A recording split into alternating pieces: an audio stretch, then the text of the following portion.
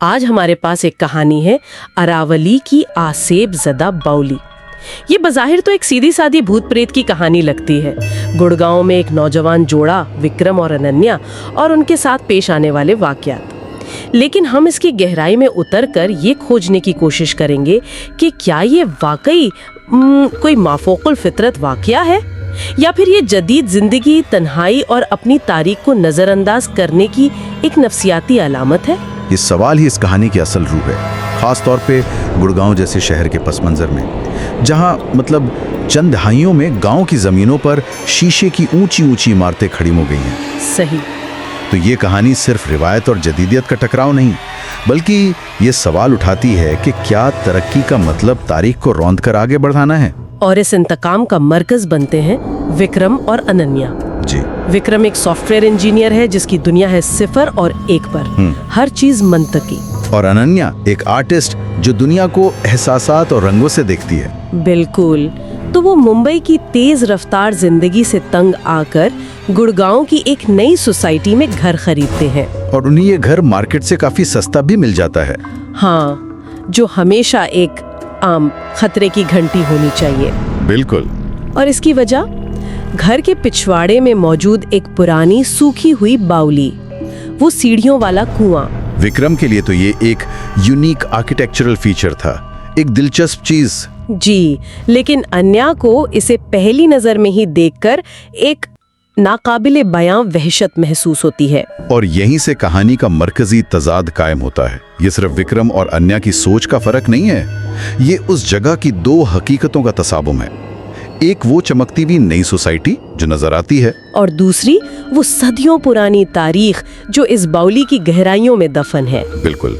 विक्रम सिर्फ पहली हकीकत देख रहा है, जबकि अन्या लाशऊरी तौर पर दूसरी को महसूस कर रही है। तो पहले कुछ हफ्ते तो सब ठीक रहता है, एक ख्वाब की तरह। हाँ, नया घर, नई जिंदगी। लेकिन फिर ये ख्वाब टूटना शुरू होता है। अनन्या, जो अक्सर पिछवाड़े में पेंटिंग करती है, उसे अजीब तजुर्बात होने लगते हैं। अच्छा। कभी बाउली से घुंघरूओं की मध्यम सी आवाज, कभी गीले कपड़ों की ठहरी हुई बू। मतलब हवास पर हमला। हाँ, और फिर एक रात किचन की खिड़की से बाउली के पास खड़ा एक सफेद साया वो विक्रम को बताती है, लेकिन उसका रद्देमल वही होता है जिसकी तवक्को थी। मुकम्मल इंकार कि ये तुम्हारा वहम है, तुम थक गई हो। जी, वो उसे तसल्ली देकर सुला देता है।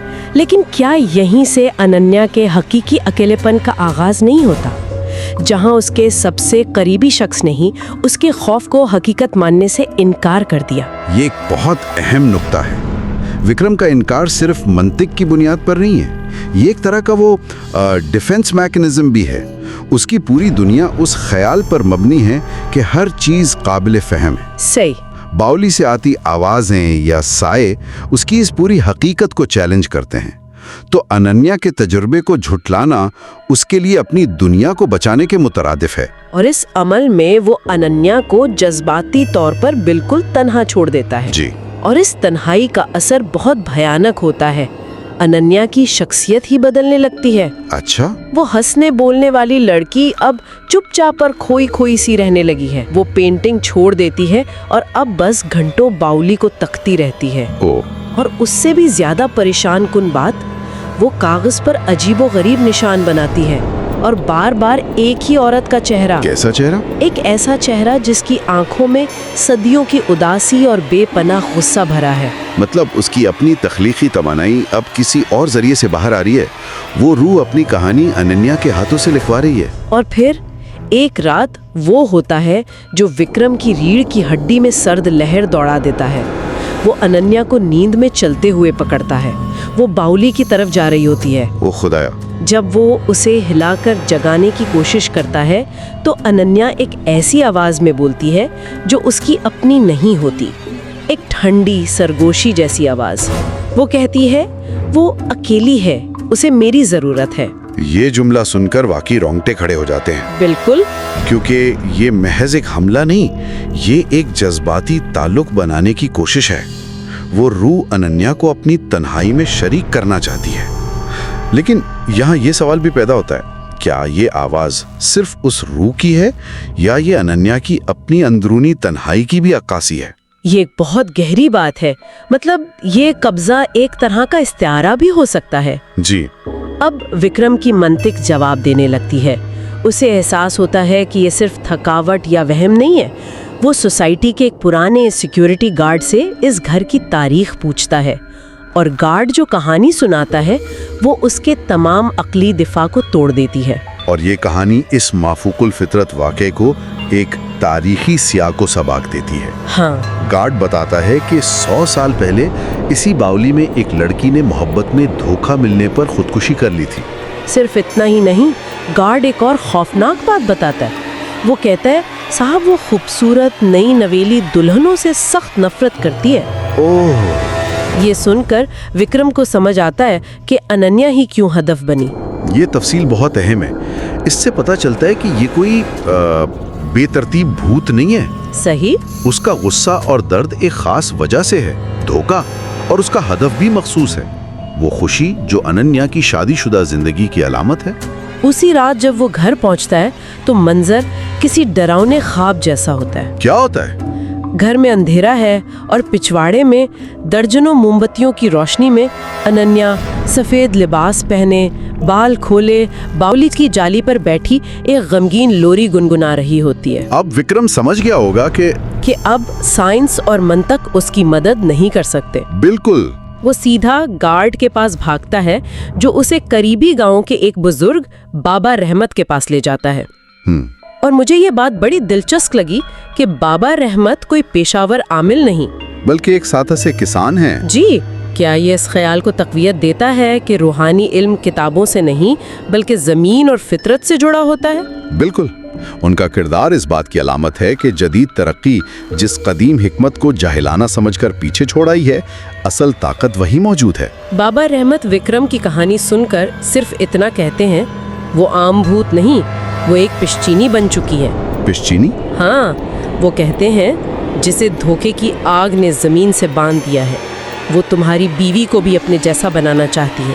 پشچینی؟ یہ سنسکرت کے لفظ پشاچ سے نکلا ہے. یہ صرف ایک بھٹکی ہوئی روح نہیں ہوتی، یہ ایک ایسی روح ہے جو شدید غصے یا نامکمل خواہشات کی وجہ سے زیادہ طاقتور اور بدنیت ہو جاتی ہے. تو وہ زندہ لوگوں کی توانائی چوستی ہے؟ ہاں، یا ان کی شناخت پر قبضہ کرنا چاہتی ہے. بالکل وہی جو انیا کے ساتھ ہو رہا ہے. تو جب وہ لوگ گھر واپس پہنچتے ہیں، منظر ناقابل یقین حد تک خوفناک ہو چکا تھا.